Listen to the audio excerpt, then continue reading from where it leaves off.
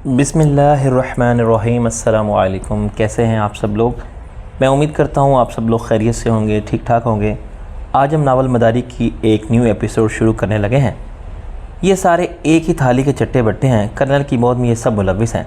साइका की आंखें चमकने लगी थी।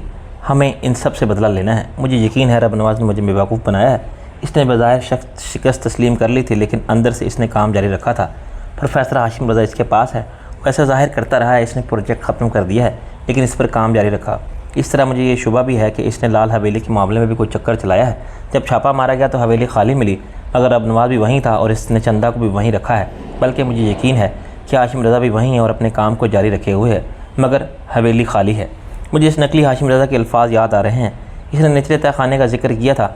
इसमें लफ्ज़ निचले इजाफ़ी हैं, वो सिर्फ तहखाने में भी कह सकता था। इसी तरह असलम ने भी मरने से पहले रब नवाज़ और चंदा के लाल हवेली में होने का बताया था। वो लोग हैं जो रब नवाज़ के बारे में जानते हैं। असलम के बारे में मुझे यकीन है वही चंदा को वहाँ से फ़ोन पर बात करने की सहूलत देता था। अगर लाल हवेली में कोई और छुपा हुआ तहखाना है तो वो भी तलाश किया जा सकता है। साइका बोली, मेरा ख्याल है पहले इस नज़र से वहाँ का जायज़ा नहीं लिया गया था। अब मैं इसकी हिमायत नहीं करूँगा। तुम भूल रही हो वहाँ चंदा भी है। रब नवाज़ ख़तरा महसूस करते ही सबसे पहले इसे मार डालेगा। मैं इसकी ज़िंदगी के लिए एक रिस्क नहीं ले सकता। हमें जो भी करना है खामोशी से करना है, चुपके से करना है, किसी को एहसास दिलाए बगैर करना है। इसलिए हम अपने आदमी इस्तेमाल कर सकते हैं। अकबर ने मेरी तायीद की। अपने आदमी नहीं, हम खुद। मैंने कहा, मैं और अकबर इस काम के लिए काफ़ी हैं। नहीं, मैं भी चलूँगी। साइका बोली, तुम यहाँ के हालात देखने के लिए मौजूद हो। मैंने कहा, तुम्हारा जाना ज़रूरी नहीं है। अकबर ने कहा, तुम्हारा बैकअप होना ज़रूरी है। अगर खुदा न खास्ता हम फंस जाएँ तो फिर तुम हमारी मदद कर सकोगी। साइका हिचकिचाई, मगर अकबर ने इसे राज़ी कर लिया। फिर इसने मुझसे कहा, बेहतर होगा हम रात को ही निकल जाएं। किसी के नज़रों में आए बगैर वहाँ पहुँच जाएंगे, लेकिन बेहतर होगा आप कुछ देर आराम कर लें। इस मुहिम के लिए ताज़ा दम और चौकस होना बहुत ज़रूरी है। साइका ने मुझसे कहा, वक्त मेरे लिए कितनी तेज़ी से बदला था। कल तक जो मेरे दस्त बाजू और साथी थे, अब वो मुझसे दूर थे, और जिनको मैं जानता भी नहीं था वो मेरे लिए हर ख़तरा मोल लेने को तैयार थे। रात का खाना खाकर मैंने सोने के लिए अपने कमरे में चला आया था। वहाँ ड्रेसिंग टेबल मुझे फरियाल का हेयर बैंड नज़र आया था। मैं उदास हो गया था। इंसान चला जाता है लेकिन उसकी निशानियाँ रह जाती हैं। वो कितनी तेज़ी से मेरे नज़दीक आई और अपनी यादों के अनमिट नकुश छोड़कर हमेशा के लिए वापस भी चली गई। इस हेयर बैंड से एक अनोखी खुशबू आ रही थी। शायद ये फरियाल के वजूद की महक थी। इसे लेकर मैं बिस्तर पर दराज हो गया। रात 2 बजे इंटरकॉम की बेल ने जगा दिया। टाइम हो गया है। साइका की आवाज़ आई, कॉफ़ी भिजवा दूँ? मैंने कहा और उठकर बाथरूम में आ गया। गर्म पानी से गुस्ल ने मेरी नींद और गुस्लमंदी दूर की थी। फिर काफ़ी के 2 कप पीकर मैं बिल्कुल ताज़ा दम हो गया। गहरे सब्ज़ रंग की पतलून और इसकी हम रंग जर्सी के साथ मैंने ऊपर से स्वेटर ले लिया था। बाहर सर्दी खासी ज़्यादा थी। अकबर ड्राइंग रूम में मेरा मुंतज़र था। वो बिल्कुल चाको चौबंद नज़र आ रहा था। इसने मुझसे कहा, याद रखिएगा हमारी ये मिशन खासी हद तक सिर्फ जायज़े के लिए है, लिहाजा जब तक बेहद ज़रूरी ना हो जाए मार धाड़ से गुरेज ही करना होगा। मैं समझता हूँ। इसने इशारिया 38 का पिस्तौल माँ साइलेंसर मेरे हवाले कर दिया। इसके साथ 3 फाजिल मैगज़ीन भी थे। अन्य पिस्तौल बदस्तूर आस्तीन में था। स्वेटर की वजह से इसका भी पता नहीं चल रहा था। साइका ने एक लंच बॉक्स और काफ़ी से भरकर थर्मास हमारे हवाले कर दिया। अकबर हंसा, ऐसा लग रहा है हम काम पर जा रहे हैं। बाहर एक अदर छोटी 4 व्हील ड्राइव तैयार था। अकबर और ड्राइवर सीट संभाली। याद रखिएगा हम ज़मींदार अल्लाह बख्श खोकर के मेहमान हैं। ये कौन है? मैंने दरियाफ्त किया। हमारे ग्रुप के ही हैं। किसी ज़माने में कर्नल साहब के साथ हुआ करते थे। रिटायरमेंट के बाद ज़मींदारी करने लगे। अब भी हमारे काम आते हैं। कल ही वापस गए हैं कर्नल साहब की मैयत में शिरकत करके। इन्हें सर्द आ भरी। मैं शर्मिंदा हूँ कि इनके जनाजे में शामिल ना हो सका। ऐसा बेहतर ही हुआ। आपकी शिरकत करने से आपके लिए ख़तरा होता। मुझे यकीन है दुश्मन ज़रूर निगरानी कर रहा होगा। इसने जीप को फ़ेरोज़पुर रोड की तरफ मोड़ा। रात के 3 बजे सड़कें बिल्कुल खाली थी। सिर्फ इक्का दुक्का बार बरादरी के ट्रक और दूध की गाड़ियाँ गुजर रही थीं। जीप की लाइट से सड़क रोशन थी। अकबर की फरमाइश पर मैंने इसे रब नवाज़ के करतूतों के बारे में बताता रहा था। इसके मारे हैरत का मुँह खुल गया था। ये इतनी गंदी मछली है, मैंने सोचा भी नहीं था। इसने कहीं ज़्यादा। मैंने कहा, रब नवाज़ इस ज़मीन पर शैतान का उतार है। वो गंदगी की पैदावार है। इससे किसी नेकी या अच्छाई की तवक्का ऐसी ही है जैसे किसी बैल से दूध की तवक्का करना। वो हंसा, मिसाल तो अच्छी है, मगर बाज़ औक़ात बैल से भी दूध मिल जाता है, मगर रब नवाज़ से किसी खैर की तवक्का नहीं की जा सकती। जब सुबह की रोशनी नमदार हुई तो हम रब नवाज़ की ज़मीनों के पास पहुँच चुके थे। यहाँ से मलक मेहरबान की हवेली भी पास ही थी, लेकिन मैंने इनके पास न जाने का फ़ैसला किया। मैं ज़रा सब्ज़ कदम इंसान था। जहाँ जाता था ख्वामखा बेगुनाहों की शामत आ जाती थी। मैं नहीं चाहता था कि अब मैं मज़ीद बेगुनाह मेरी वजह से कज़ाए नागहानी का शिकार बने। मैंने अकबर से कहा, रोशनी होने से पहले हमें कहीं पला लेनी चाहिए। मैं अभी यही सोच रहा हूँ, इसने कहा और चौंक कर ब्रेक लगाई। सामने 3 अफराद किसी को पकड़े ले जा रहे थे और वो ख़ुद को छुड़ाने की कोशिश कर रहा था। अकबर खान की निगाहें ज़्यादा तेज़ थीं, ये किसी औरत को ले जा रहे थे ज़बरदस्ती। मुमकिन है रब नवाज के गिरगे हों और ये इसी का इलाका और इसका ख़ानदान इस किस्म के कामों के लिए बदनाम है। मैंने जीप से उतरते हुए कहा, वो लोग भी जीप देख कर रुक गए थे। क्या हो रहा है? मैंने आगे बढ़कर पूछा। करीब से देखने पर मालूम हुआ और वह मुश्किल 15-16 साल की लड़की थी। इसने अचानक धक्का देकर खुद को छुड़ाया और तीर की तरह मेरी तरफ आई। भरा मैनू बचा ले, इसने सिसकियाँ लेते हुए कहा और मेरे पीछे हो गई। ये कुत्ते मैनू ले जाएंगे। ओए हट जा सामने से, एक ने फिल्मी स्टाइल में बड़क मारी और हाथ में पकड़ी लाठी ऊपर की। तुम लोग कौन हो? मैंने ज़रा खौफज़दा अंदाज में कहा। मैं किसी झगड़े में नहीं पड़ना चाहता था। मेरे अंदाज़े पर वो मुस्कुराया। मलक रब नवाज का नाम सुना है? हम इसके कारिंदे हैं। ये लड़की छोटे मालिक को पसंद है। तुम्हें अफसोस हो रहा होगा कि छोटे मालिक को तुम्हारी कोई बहन क्यों पसंद नहीं आई, इसीलिए ले जाना ज़्यादा आसान होता। मैंने सादा से अंदाज में कहा। और तेरी तो, इसने भड़क कर लाठी घुमाई जो मैंने बआसानी इससे छीन ली और पाँव पर मारकर इसके 2 टुकड़े कर दिए। लड़की मुझे भी पसंद आई है। मैंने कहा, ऐसा करता हूँ, पहले मैं ले जाता हूँ, कल तुम इसी जगह आकर मुझसे लड़की ले जा सकते हो।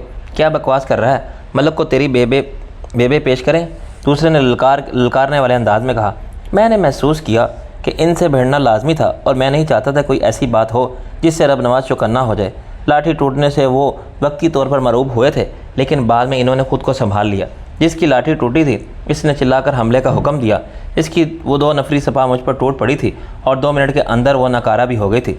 एक का बाजू 2 जगह से टूट गया था और दूसरा अपनी पसलियों को रो रहा था।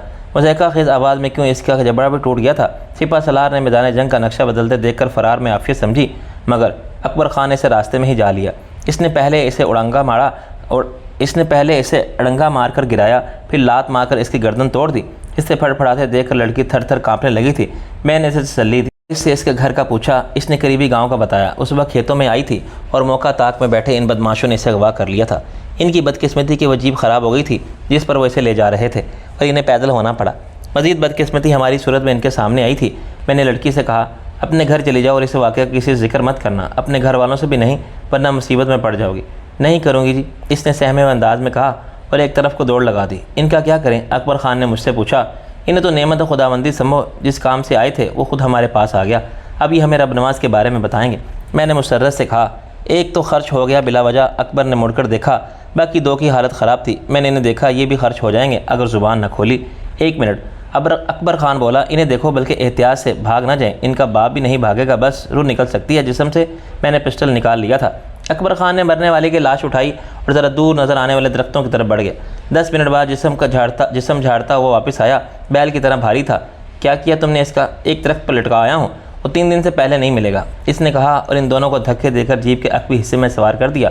इन पर नज़र रखना, इसने जीप स्टार्ट करते हुए मुझसे कहा। तुम हमें कहाँ ले जा रहे हो? एक ने तकरीबन रोते हुए कहा। मुझे माफ़ कर दो। ज़रूर करेंगे। मैंने पिस्टल का रुख इसकी तरफ किया। अपना मनहूस मुँह बंद रखो। पिस्टल देखकर इसकी घुग्गी बंद हो गई थी। वो देख चुके थे कि हम किस किस्म के लोग हैं। मैंने तो पाँव पर मारकर लाठी तोड़ दी थी और अकबर खान ने लात मारकर इनके साथी की गर्दन ही तोड़ दी थी। अकबर खान ने इशारा किया। मेरा ख्याल है ये जगह ज़्यादा बेहतर रहेगी। सड़क के बाएं तरफ सड़क से कुछ ही फासले पर दरख्त नज़र आ रहे थे। ये गैर आबाद ज़मीन थी।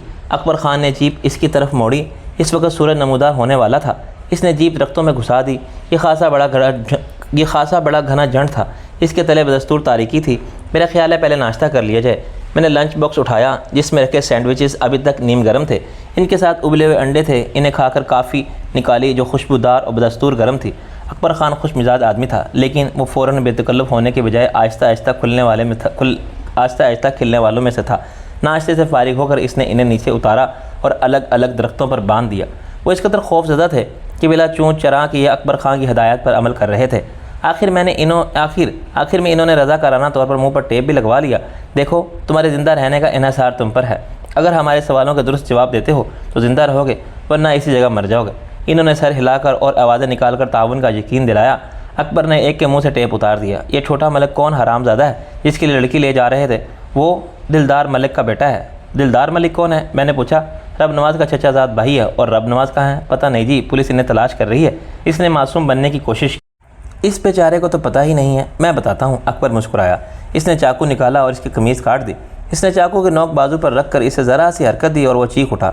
दर्द हो रहा है? दर्द तो होगा। तुम्हारा नाम क्या है? निज़ामुद्दीन। वो कराने लगा। अकबर ने यकदम नौकर का बाजू खींच लिया। मैंने इसका मुंह दबा दिया था, वरना इसकी चीख बहुत दूर तक सुनाई देती। अकबर हंसा। मुझे लग रहा है कि रब नवाज इसमें कहीं छुपा है। इसे तलाश करने के लिए इसके जिस्म को खोल कर देखें, खासी देर लगेगी। ऐसा करते हैं, आरी से 4-5 बड़े टुकड़े कर लेते हैं और आराम से रब नवाज को तलाश करते हैं। मैंने तजवीज़ पेश की तो इसका जिस्म फड़फड़ाने लगा था। अकबर ख़ान ने दूसरी लकीर खींची। मैंने कहा, सुनो निज़ामुद्दीन, हमें रब नवाज की तलाश है, किसी और से हमारी कोई दुश्मनी नहीं है, बल्कि इस जलील इंसान के पीछे क्यों तकलीफ़ उठाते हो? जो हमें मालूम करना है वो मैं मालूम कर ही लूँगा। मैंने इसका मुँह छोड़ा तो वह भूँ भूँ करके रोने लगा। खुदा की कसम मुझे नहीं मालूम।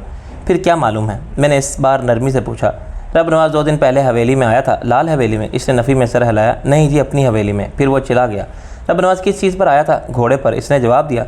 हवेली आने की वजह? मैंने पूछा। जब पुलिस इसे तलाश कर रही थी तो इसे आने की क्या ज़रूरत थी? वो औरतें लेने आया था। औरतें? मैं चौंका। कैसी औरतें?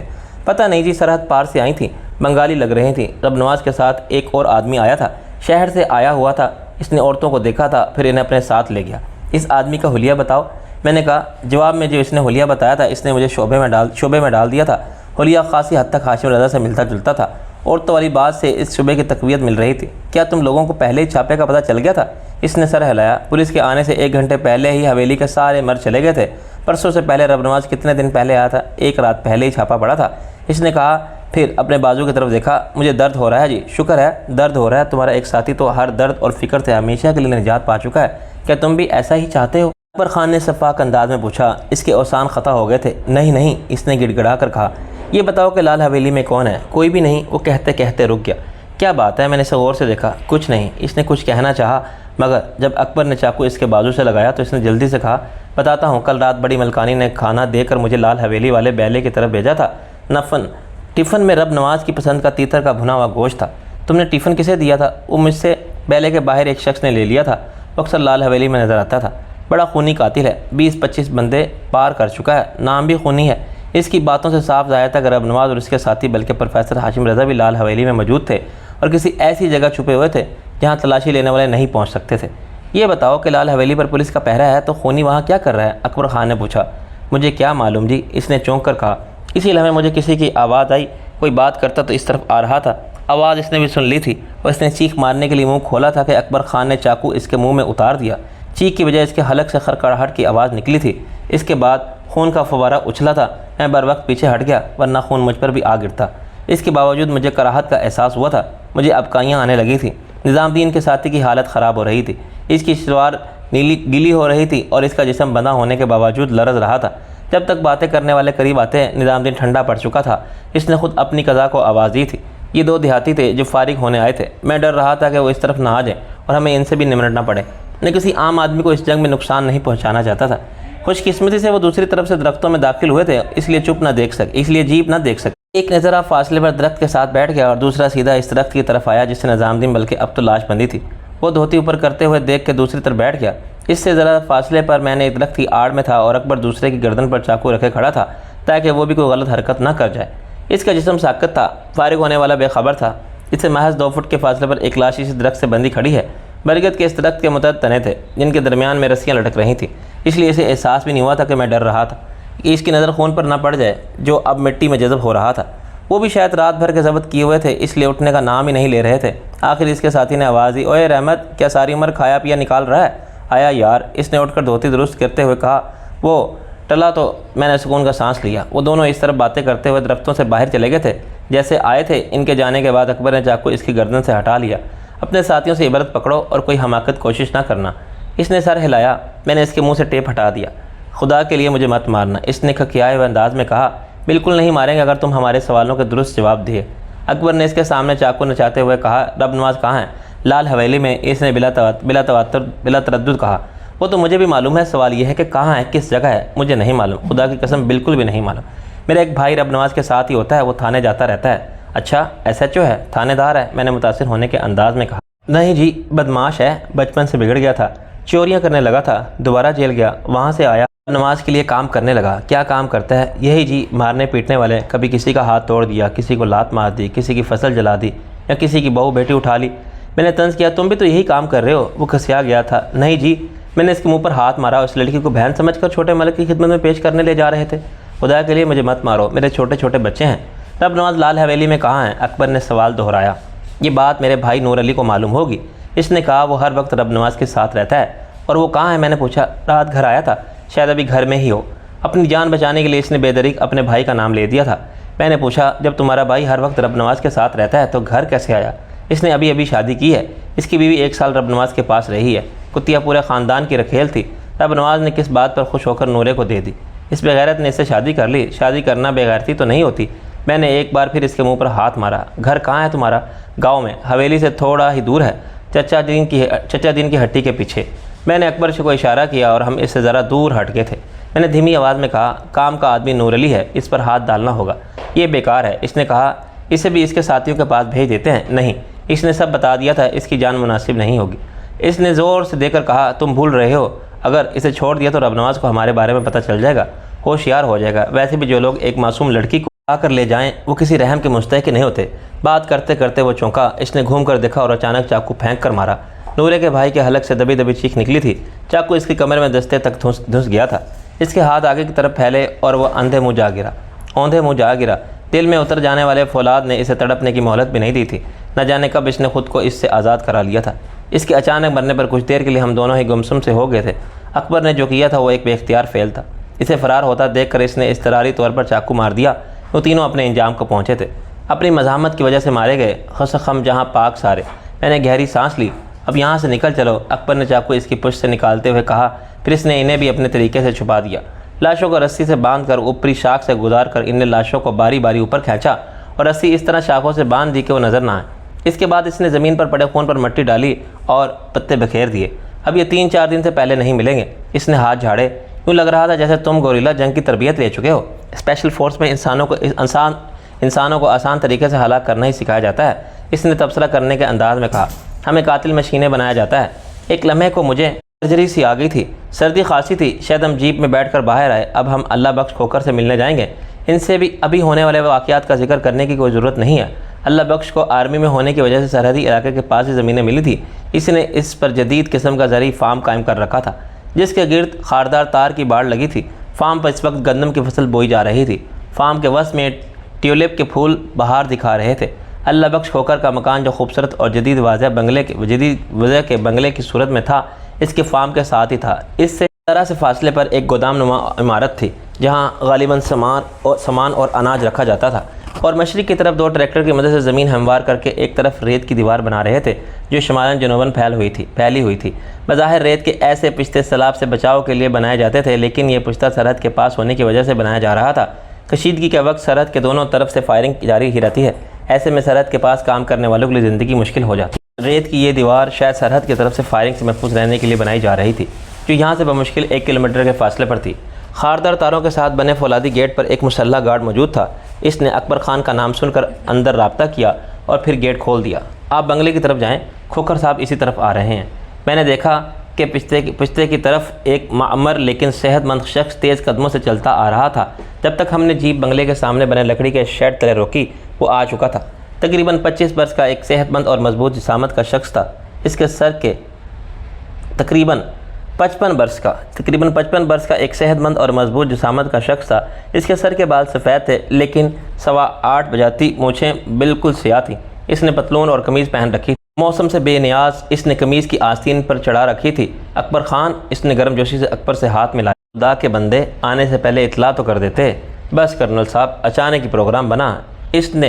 इससे मिलिए, नासिर अजीम है। कर्नल से इनकी अच्छी दोस्ती है। अच्छा, इसने कभी जिक्र नहीं किया था।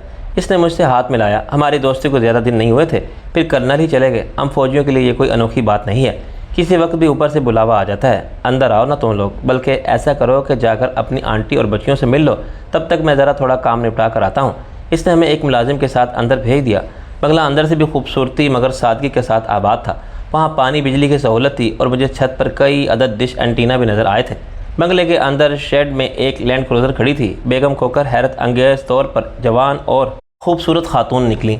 इन्होंने शफ़क़त से इस्तकबाल किया। अकबर, इतने दिन बाद आए। पता है कर्नल साहब कितना याद करते हैं तुम्हें, और बच्चियां तो हर रोज़ ही पूछती हैं कि अकबर भाई कब आएंगे। बस आंटी, ज़िंदगी फुर्सत ही नहीं देती, वरना दिल तो मेरा भी बहुत चाहता है।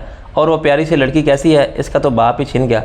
हाँ, मगर वो मजबूत असाब की है, इसने खुद को संभाल लिया है। कर्नल साहब तो खबर सुनते ही चले गए थे। मुझे भी साथ ही नहीं लिया और ऊपर से फ़ोन भी ख़राब था, वरना मैं खुद सायका से बात करती। इससे कहना है कि मुझे बहुत अफसोस है। वो हमें एक नशिस्त गाह में ले आए। बैत के सोफ़ों के साथ दरमियान में बड़ा सा दिबिस क्लीन था। एक कोने में आतिशदान में दकते अंगारों की वजह से कमरे की फ़िज़ा खुशगवार हद तक गर्म थी। तुम लोग आराम से बैठो और स्वेटर वगैरह उतारो, मैं चाय लाती हूँ। नाश्ता किया या नहीं? नाश्ता तो कर लिया, लेकिन आप अपने हाथ से बनाकर कुछ खिलाएं तो जाहिर है हम इनकार नहीं करेंगे। बहुत बदमाश हो। वो हंसती हुई चली गई। चलो भाई आराम से बैठ जाओ। इसने स्वेटर और जूते उतार दिए। मैंने भी इसकी तकलीद की। हम कालीन पर आतिशदान के सामने ही लेट गए। इतनी मारा मारी के बाद यहाँ सुकून मिल रहा था।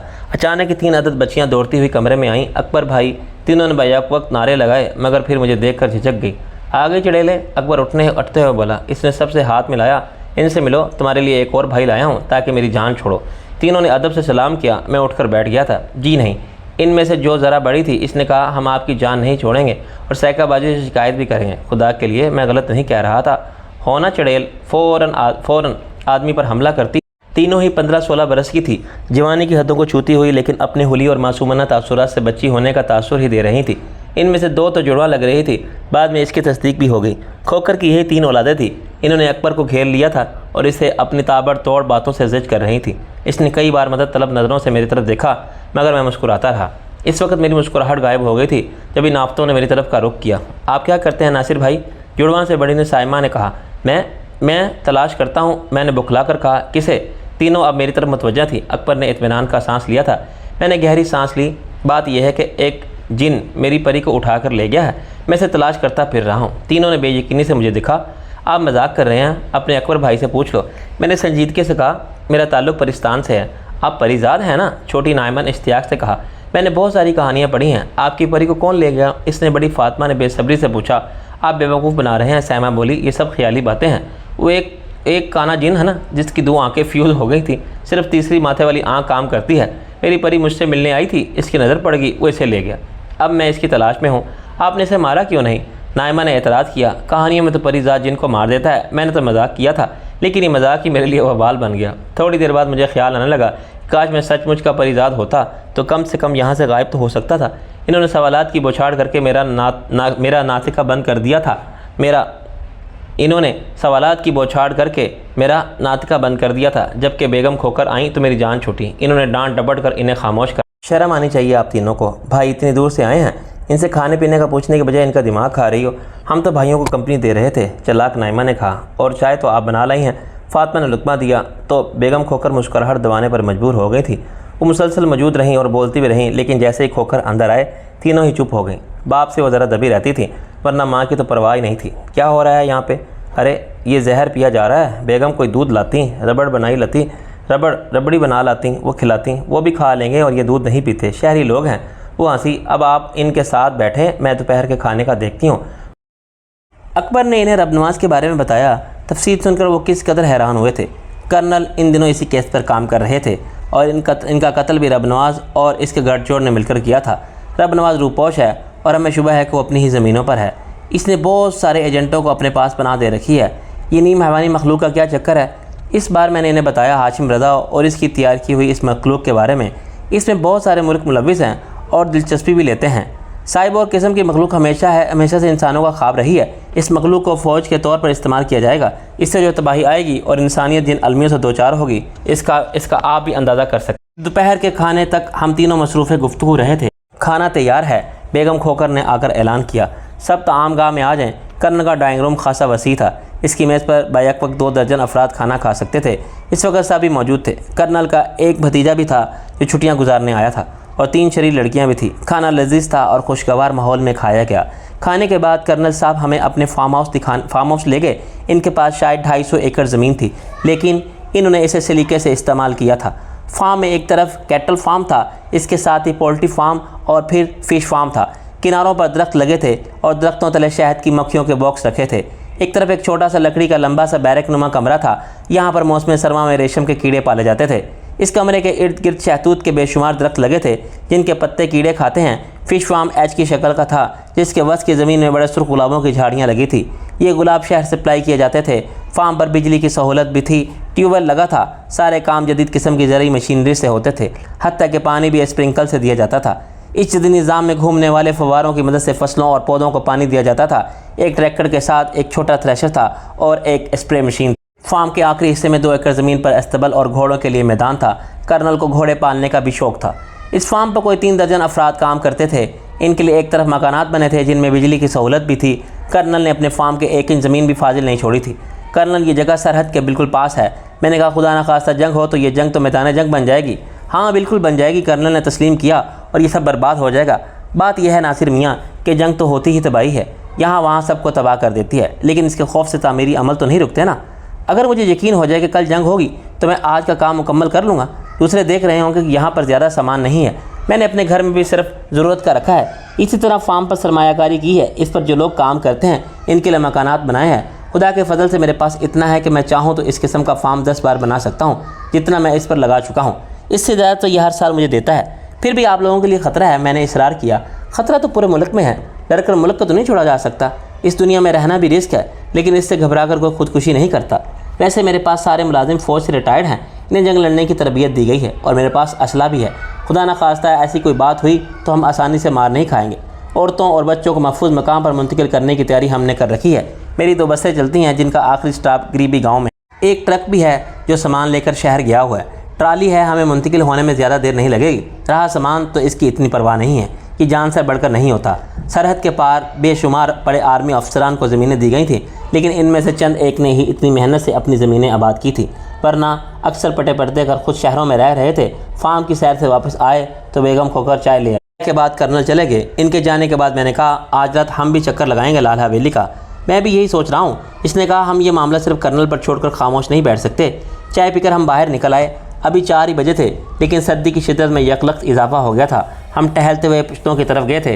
रेत की दीवार खड़ी करके इस पर सफ़ेद और पॉपुलर के दरख्त लगाए गए थे। कर्नल का ज़ौक़ हर मामले में बेहतरीन था। वह मामूली सी चीज़ को भी खूबसूरत बनाने के फ़न से वाकिफ़ था। इसी तरह ये पुश्ता न सिर्फ इसके ज़मीनों और घरों को तहफ़्फ़ुज़ दे रहा था, बल्कि दरख्तों की वजह से एक हरी भरी सी दीवार में बदल गया था। मैं पुश्ते पर चढ़ा। इसके बाद सामने दूर तक हमवार मैदान था जिस पर गंदम की फसल बोई गई थी। ये किसी और की ज़मीन थी, और इसके बाद भारतीय सरहद थी जिस पर खारदार बाढ़ यहाँ से नज़र आ रही थी। इसके बाद भारतीय सरजमीन पर भी खेत ही थे। सरहद के दोनों तरफ अनाज उगता था, लेकिन जंग में यहाँ मौत और बर्बादी की फसल बोई जाती थी। खूबसूरत और पुरसुकून जगह है, अकबर ने तबसरा किया।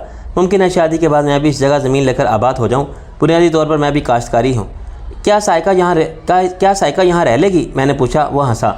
तुमने भी भांप लिया? हाँ, वो रह लेगी। मेरे साथ वो कहीं भी रह सकती है। औरत ऐसी ही होती है, पानी की तरह ख़ुद को हर पैमाने में ढाल लेती है।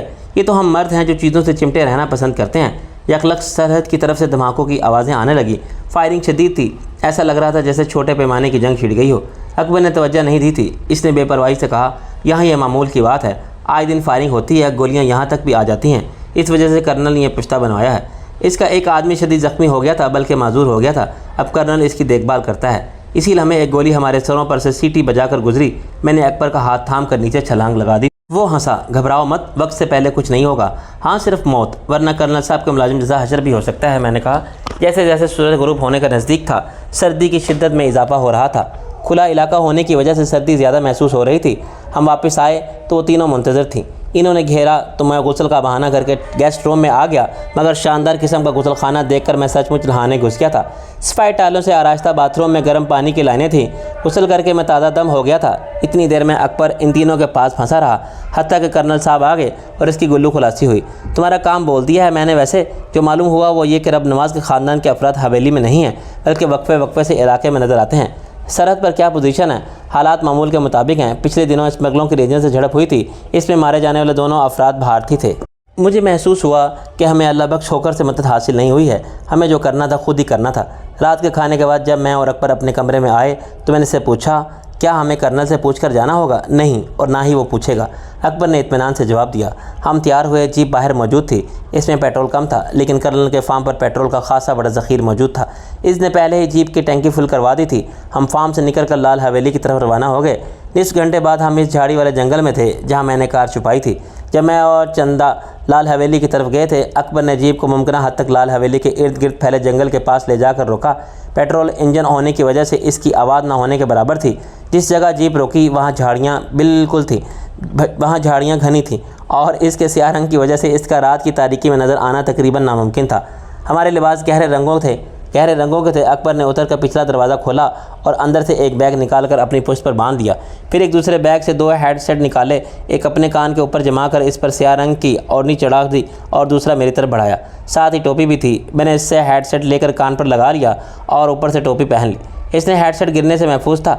अब हम 200 मीटर के दायरे में सरगोशी में भी बात कर सकेंगे। अकबर ख़ान ने सरगोशी की और एक अजीब वज़ा का पिस्तौल मुझे थमा दिया। ज़रूरत के वक्त इस्तेमाल करने मत हिचकिचाना। ये क्या है? मैंने दरियाफ्त किया। इसे एक तरफ से बेहोशी का इंजेक्शन समझो। इसमें एक सुई निकलकर इंसानी जिस्म में पेवस्त हो जाती है और फ़ौरन ही तहलील हो जाती है। इस दवा के असर से आदमी 10-15 घंटे के लिए मुकम्मल तौर पर मफलूज हो जाता है। इसका निशान बाकी नहीं रहता। 2 अदद पिस्तौल मेरे पास हैं। अकबर ने 2 अदद मुख्तसर दस्ती बम भी मुझे थमा दिए थे। जब बिल्कुल ही फंस जाओ तो इसे इस्तेमाल करना, लेकिन एहतियात के साथ। ये धमाके के साथ जहरीली गैस भी खारिज करते हैं। जो धमाके से बच जाएँ वो गैस की नज़र हो जाते हैं। ना जाने क्यों मुझे अपने रग दबे में सनसनी का एहसास होने लगा था। ऐसा लग रहा था कि आज रात फैसला कौन मार्का होगा। या तो मैं चंदा को छुड़ा कर ले जाऊँगा या रब नवाज मेरी जान ले लेगा। आखिर में अकबर ने मुख्तसर सी 2 खुदकार राइफलें निकाली जिनके साथ शोल्डर स्टिप भी थे। ये हल्की और पकड़ने में आसान थी। अकबर ने वो इजाफी मैगज़ीन भी दे दिए थे। जीप के इस खुफिया खाने में और भी बहुत कुछ भरा हुआ था। इसने दरवाज़े बंद करके जीप से एक छोटा सा आला निकाल कर इसका बटन दबा दिया। अब कोई भी जीप को हाथ लगाएगा या इसका दरवाज़ा खोलने की कोशिश करेगा तो मुझे मालूम हो जाएगा। बेहतर होगा हम अलग अलग हो जाएं। मैंने इसे तजवीज़ पेश की। मैं शुमाल की तरफ से जाता हूँ, तुम जनूब से जाओ, हम दरमियान में मिलेंगे। मैंने दौड़कर जंगल और झाड़ियों के दरमियान वाले मैदान को अबूर किया जहाँ एक बार मैंने कुत्तों से 2-2 हाथ किए थे। अकबर शुमाल की तरफ से गया था। मैं जंगल में दाखिल हो गया हूँ। मैंने सरगोशी की। मैं भी, इसने जवाब दिया। मैं मोहतात हो गया था। राइफल मेरे शाने पर थी और जहरीली सुई मारने वाला पिस्टल मेरे हाथ में था। मुझे ख़तरा था कि रब नवाज ने अब इस जंगल में भी निगरानी का कोई निज़ाम ना कायम कर दिया हो। आजकल मुख्तसर जासूसी के इलेक्ट्रॉनिक आलात आम दस्तियाब हैं। ताकतवर माइक्रोफोन, कैमरे जो हर तरफ नज़र रख सकते हैं। इसके अलावा 2 पैरों और 4 पैरों वाले कुत्तों का खौफ भी था। अचानक अकबर की सरगोशी मेरे कान में गूंजी। मैं इस वक्त शमाली दीवार के पास हूँ। दीवार के पास ना जाना, मैंने इसे ख़बरदार किया। मुमकिन है वहाँ कैमरे हों। मैं भी यही सोच रहा था। मैं किसी दरख्त पर चढ़ता हूँ, इसने कहा। मैं घने दरख्तों तले से गुजरता हुआ हवेली के पास होता जा रहा था। इसका फाटक मशी के रुख पर था, यानी मैं इसके अक़ के ज़्यादा नज़दीक था। मेरा अंदाज़ा था कि अगर पुलिस का पहरा हुआ भी तो वो फाटक वाले हिस्से में होगी। अक़बी हिस्से में इनकी मौजूदगी महाल थी। मैंने अंदाज़े से अक़बी हिस्से की तरफ बढ़ना शुरू कर दिया। इस तरफ जा बजा गंद के दरख्त थे जिनकी लटकती हुई जड़ों ने खाने खाने से बना दिए थे। लटकती जड़ें हटाते हुए मैं हर मुमकिन एहतियात से काम लेता। मैं कोशिश कर रहा था कि आवाज़ पैदा ना हो और मैं तनों से दूर हटकर गुजर रहा था जहाँ कैमरे लगाए जाने का ख़तरा था। ऐसे कैमरे जो रात की तारीकी में भी साफ देख लेते थे। ये इंफ्रारेड की मदद से घुप अंधेरे में भी किसी जिस्म को देख लेते थे। दरख्तों के अंदर सर्दी ज़रा कम थी मगर तारीकी बेपनाह थी। मैं सिर्फ अंदाजे से टटोलता हुआ आगे जा रहा था। खुदा खुदा करके मैंने इस तारीक जंगल से निकला और मुझे हल्की चांदनी में हवेली का अक़बी हिस्सा नज़र आया। इत्तफाक से मैं ऐसी जगह निकला था जहाँ मैंने हवेली के 3 निगरानों को एक औरत को दफनाते देखा था जो एक नीम हैवानी बच्चे को जन्म देते हुए मर गई थी। इसकी बेनाम और निशान कब्र इसी जगह वाक़या थी। हवेली तारीकी में आसेब ज़दा और भूतों का डेरा लग रही थी, लेकिन मैं जानता था यहाँ आसेब से ज़्यादा खौफनाक और भूतों से ज़्यादा ज़रर रिसान लोग मौजूद थे और यहीं कहीं चंदा थी। सरापा गुल रंग वहशी और सफ़ाक लोगों ने नरगे में चंदा का ख्याल आते ही मेरा दिल तड़प गया था। मैंने हवेली के अंदर जाने का सोचा कि शायद मैं कोई सुराग हासिल कर लूँगा, मगर हवेली में जाना कोई आसान काम नहीं था। इसकी बैरूनी दीवार ही कोई 10 फीट बुलंद थी। सीढ़ी और हमवार इसके ऊपर कांच के टुकड़े जुड़े हुए थे। मेरे पास कोई ऐसी शय नहीं थी जिसकी मदद से मैं ऊपर जा सकता। अचानक मेरी नज़र इस दरख्त पर पड़ी जिस पर पहले भी एक बार चढ़कर मैंने हवेली के अंदर झांका था। ये दरख्त हवेली के एक कोने पर लगा था। मैंने इस पर चढ़ने लगा। ये मुश्किल काम नहीं था और मेरे पैरों में रबर और केनों के बने हुए खसूसी जूते थे। मैं इस शाख पर चढ़ा जो हवेली की दीवार तक रही थी। मुझे ये देखकर खुशी हुई कि अब शाख बढ़कर हवेली की दीवार के पास खासी अंदर तक चली गई थी और किसी को इसे काटने का ख्याल भी नहीं आया था। हालांकि इसकी मदद से आसानी से हवेली में जा सकता था। अकबर, मैं हवेली में जा रहा हूँ। नहीं, इसकी इसतरारी आवाज़ आई। तुम फंस सकते हो, मैं ख़तरा मोल लूँगा। मैंने फैसलाकुन लहजे में कहा, प्लीज़ मुझे मत रोको। मैं जनूब मगरिब में वाक़या एक दरख्त की शाख से अंदर उतरूँगा। कोई ख़तरा हुआ तो मैं सिग्नल दूँगा, तुम फ़ौरन यहाँ से निकल जाना। नहीं, मैं तुम्हें ख़तरे में छोड़कर नहीं जा सकता। मैं तुम्हारे पास आ रहा हूँ, बहस मत करो। मैंने सख्त लहजे में कहा था, तुम मेरी मदद के लिए हो। तुम भी फंस गए हो तो बाहर से मदद कौन लाएगा। ओके, लेकिन मैं तुम्हारे पास आ रहा हूँ। ठीक है, मगर तुम अंदर नहीं आओगे। हाँ, मैं बाहर ही रहूँगा। तुम इंतज़ार करो मेरे आने तक, अंदर मत जाना। मेरे पास कुछ काम की चीज़ें हैं, अंदर काम आएंगी। मैं इसका इंतज़ार करने लगा। वो शुमाल की तरफ से नमदार हुआ और बेआवाज़ चलता दरख्त तक आ गया। मुझे हैरत हुई, वहाँ पत्ते बिखरे हुए थे, इसके बावजूद बेआवाज़ चल रहा था। मैं शिकारी जानवरों के बारे में सुना है कि वो जब शिकार की तरफ जा रहे हों तो इनके पैरों से एक खुश्क पत्ता नहीं चुरमुराता। अकबर भी इसी शिकारी दरिंदे की तरह खामोशी से आया था जिसने अपना शिकार देख लिया हो। इसने मुझे दरख्त पर देख लिया था, वो भी ऊपर चढ़ाया। इसके अंदाज में कहीं ज़्यादा मशाकी थी। इसने अपने बैग से रस्सी का एक लच्छा निकाला। इसे सिरे पर बांध देना, वापसी में आसानी रहेगी। फिर इसने सिगरेट की डब्बियों के बराबर 3 आले से निकाले। ये बम हैं, ख़तरनाक इतने नहीं हैं लेकिन आवाज़ पैदा करते हैं। इनसे तुम अंदर अफरा तफरी फैलाकर अपनी तवज्जो हटा सकते हो। इसने धुआं फैलाने वाले बम भी दिए जो साइज़ में टेबल टेनिस की गेंदे के बराबर थे। क्योंकि मेरी जेबों में ये सब रखने की गुंजाइश नहीं थी, इसलिए इसने बैग उतारकर मेरी पुश्त पर बांध दिया। मोहतात रहना, उसने आखिर में कहा। मैं सरकता हुआ शाख के सिरे तक गया। ये हवेली के उजले सहन के अंदर तक गई थी। मेरे बोझ से शाख झुकने लगी तो मैंने इससे रस्सी बांधी, जिसमें मैंने इसे दीवार के पास ही रखा था ताकि वापसी में ऊपर चढ़ने में आसानी हो। मैं आराम से नीचे उतर गया। मेरे पैर हवेली की ज़मीन से लगे तो मेरे वजूद में सनसनी सी दौड़ने लगी। अब मैं दुश्मन की कचार में था। मैं उतरते ही दीवार की आड़ में हो गया जहाँ तारीकी थी। इसके साथ साथ चलता मैं मशरक़ी हिस्से की तरफ बढ़ने लगा, हत्ता के फाटक नज़र आने लगा था। मुझे फाटक के सामने 2 चारपाइयाँ नज़र आईं जिन पर कुछ लोग बैठे थे। इनकी राफलें चारपाइयों के साथ टिकी हुई थी।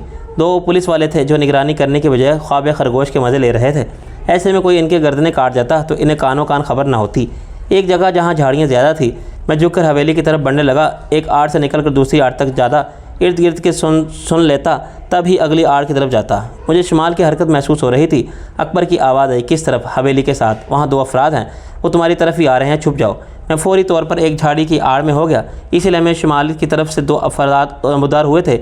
इन्होंने चादरें ओढ़ रखी थीं और इनके हाथों में राइफलें थी। वो कमबख्त सीधे मेरी तरफ ही आ रहे थे। जोरे का तो दिमाग चल गया था। इसे ख्वाब में भी लोग नज़र आते हैं, एक बोला। इसके सामने ना कहना, दूसरा हंसकर बोला। कच्चा चबा जाएगा। इसकी माँ, पहले वाले ने एक फहश गाली दी। खुद तो अंदर औरत के बगल में घुसा है और हमें इतनी सर्दी में बाहर भेज दिया। चल यार, काम कर, अभी जाके इसे बताना भी है। ऐसा ना हो कि सचमुच आ गया हो। अपनी समझ में ये अलार्म शलार्म नहीं आते। बिल्ली भी गुजरती है तो कुत्ते की तरह भौंकने लगता है। इससे तो अच्छा है कुत्ता ही पाल लेते। तू है ना? पहले वाले ने नाराज़गी से कहा। भौंके जा रहा है, कोई हुआ भी तो तेरी बक बक सुनकर भाग गया होगा, कहीं दबक गया होगा। तेरा बाप इसे तलाश करेगा। बाप की बात ना कर। मेरी माँ मलक की हवेली में काम करती थी, तेरी माँ की तरह। दूसरे वाला बेगैरती से हंसा। इस इलाके की कोई औरत इनसे बची है, या चाहे वो हवेली में काम करती हो या नहीं। चल मेरे भरा, काम कर। पहले वाला खुसिया कर झाड़ियों को टटोलने लगा। वो मेरी तरफ ही आ रहा था। मैंने जहरीली सुई वाला पिस्टल निकाल लिया था। अगर वो मुझे देख लेता तो मैं इसे 1 सेकंड में खामोश कर सकता था। दूसरा वाला एक तरफ झाड़ियाँ देख रहा था। मेरी तरफ आने वाला शायद चंद कदम के फासले पर था। अब मैं बिल्कुल साकित था और हाथ ऊपर की तरफ ही रखा था। फिर जैसे ही इसने इस झाड़ी को हाथ लगाया जिसके अक्कम में छुपा था, मैंने पिस्टल का ट्रिगर दबा दिया। बेआवाज़ सुई निकल कर इस जिस्म में सरायत कर गई थी। अगले ही लम्हे वो आवाज़ निकालने बगैर ज़मीन पर गिर गया था। इसके गिरने की आवाज़ सुनकर इसका साथी चौंका। कबा हुआ सर? क्या हुआ असगर? वो बोल, मगर असगर बोलने के पोजीशन में नहीं था। मैं इसके साथी के आने से पहले ही सरक गया था। वो इसे हिला हिला कर देख रहा था। क्या हुआ तुझे, कुत्ते के बच्चे? अब बोल ना, कौन है इधर? इसने चारों तरफ देखा। इसकी राइफल बिल्कुल तैयार थी। अगर वो अंदाजे से भी झाड़ियों पर ब्रस्ट मारता तो मैं मारा जाता या ना मारा जाता, अगर अंदर वालों तक आवाज़ ज़रूर पहुँच जाती। इसे भी अंदाज़ा हो गया था कि इसके साथी के साथ किसी ने कुछ किया है, मगर क्या, इसका अंदाज़ा इसे नहीं था। वो मुझसे कोई 10-12 गज़ के फासले पर था। मैंने ये सोचकर इसकी तरफ फायर कर दिया कि शायद सुई इस तक पहुंच जाए, और जब वो धब से गिरा तो मुझे बेहद खुशी हुई थी। अकबर ख़ान ने वाकई ये काम का हथियार दिया था। मैंने दोनों को बेहोश कर दिया था। मैंने सरगोशी में अकबर ख़ान को बताया। अंदर कोई अलार्म बजा था। नासिर वापस आ जाओ, ख़तरा ज़्यादा हो गया है, इसने इस तरारी लहजे में कहा। मैं अंदर जा रहा हूँ। अकबर ख़ान ने समझ लिया था कि मैं इसकी नहीं सुनूंगा, इसलिए वह खामोश हो गया। इन दोनों को वहीं पड़ा छोड़कर मैं झाड़ियों के आड़ में हवेली के शुमारी हिस्से की तरफ जाने लगा। ये वहीं से आए थे। मैंने एहतियात से चल रहा था। अब मेरा पाँव किसी और अलार्म से टकरा जाए, मगर कोने तक जाने से पहले हवेली में जाने का कोई रास्ता नज़र नहीं आया था। सारे दरवाजे और खिड़कियाँ बंद नज़र आ रहे थे। मैंने किसी दरवाजे या खिड़की को छुआ नहीं था। मैं दीवार के साथ चलता घूमकर फाटक वाले हिस्से की तरफ आया। यहाँ मैंने अकबर ख़ान के दिए हुए बम एक एक करके 3 मुख्तलिफ जगहों पर लगा दिए। इनमें 1-1 मिनट के फ़र्क से 1 घंटे के बाद का टाइम सेट किया हुआ था। ज़रूरत के वक्त इस टाइम को कम या ज़्यादा भी किया जा सकता था। इसका डिजिटल टाइमर था, इसलिए मुख्तसर जगह में बम बन गया था। बम मैंने ऐसी जगहों पर लगाए जो किसी की निगाह में नहीं आ सकती थी। मैं वापस आया तो हवेली के इस हिस्से में बदस्तूर सन्नाटा था। शायद अंदर वाले इन दोनों के हाल से बेखबर थे। मैं 1 घंटे पैर तले दबक गया। मुझे यकीन था कि कोई ना कोई आएगा और अंदर जाने का रास्ता मेरी नज़र में आ जाएगा। मैंने अकबर को सिचुएशन से आगाह किया। इसने एक बार फिर मुझसे निकल जाने को कहा, लेकिन मैंने इसकी बात मानने से इनकार कर दिया। अकबर, मैं आज कुछ करना चाहता हूँ। अब मैं चंदा को मज़ीद रब नवाज़ के रहम करम पर नहीं छोड़ सकता। मैंने कहा था। इस वक्त 12:20 हो रहे थे। मेरी नज़रें दरवाज़ों और खिड़कियों पर मरकूज़ थीं, इसलिए जब वो शख्स एक गोशे से बरामद हुआ तो मैं बुरी तरह चौंका था। वो न जाने किस तरफ से आया था। वो हवेली की 4 दीवारी की तरफ से निकला था। इसने मोहतात अंदाज में चारों तरफ देखा। वो किसी चुपने की तरह चौकन्ना हो गया था।